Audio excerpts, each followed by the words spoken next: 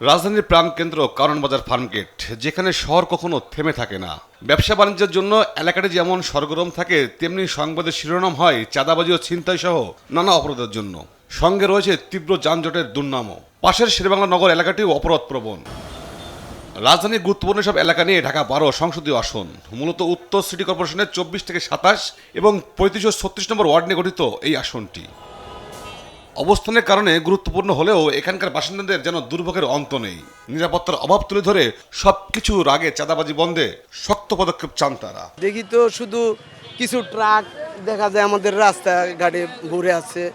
এটির যদি পার্কিং ব্যবস্থা করে দিত তাহলে ট্রাকগুলো সব ওই পার্কিংয়ে চলে যেত, আমাদের রাস্তাঘাটগুলো খালি থাকতো। এর সমস্যা এলাকা বাণিজ্য এলাকা, এটা তো ফুটপাতেই ব্যবসা চলে, এখানে সারাক্ষণই চলে, দিনরাত 24 ঘন্টায় চলে। এটা বরাবরই ছিল, করতেইছে।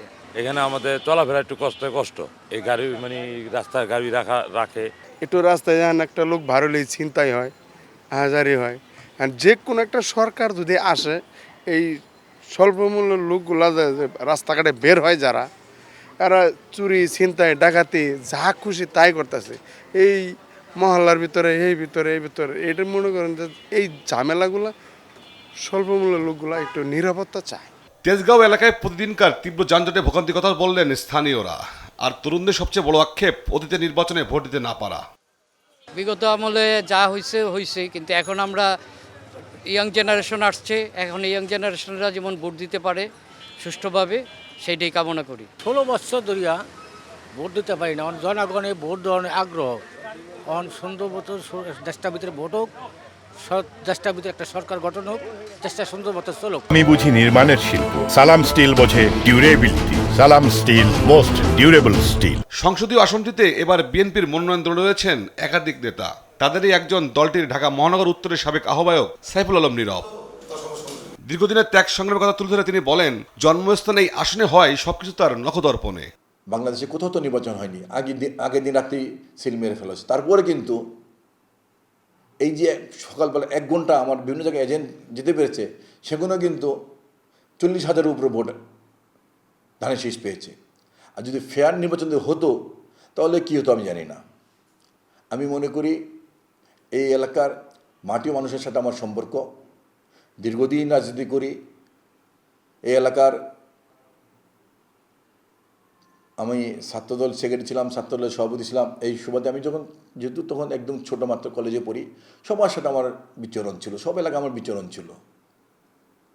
অতএব আমি মনে করি নির্বাচন যদি আগামীতে যদি আমাদের প্রাণপ্রিয় নেতৃত্বের সঙ্গে এবং খালেদা জিয়া, আমাদের পার্টির ভারপ্রাপ্ত চেয়ারম্যান তারেক রহমান যদি আমাকে মনোনয়ন দেয়, অবশ্যই আমি ইনশাল্লাহ জয়লাভ করতে পারবো।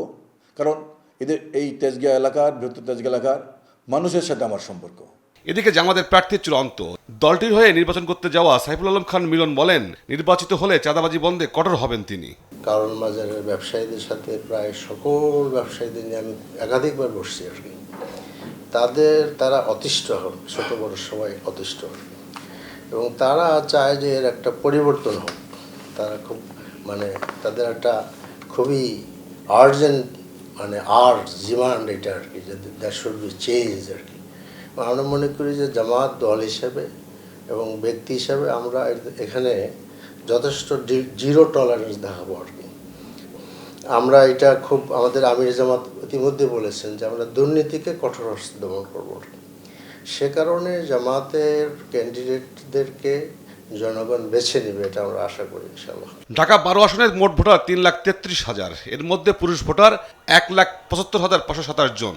এবার অবাধ সুষ্ঠু নির্বাচনের মাধ্যমে নিজেদের ভোটাধিকার প্রয়োগের প্রহর গুনছেন তারা। তৌফিক মাহমুদ মুন্না, দেশ টিভি, ঢাকা।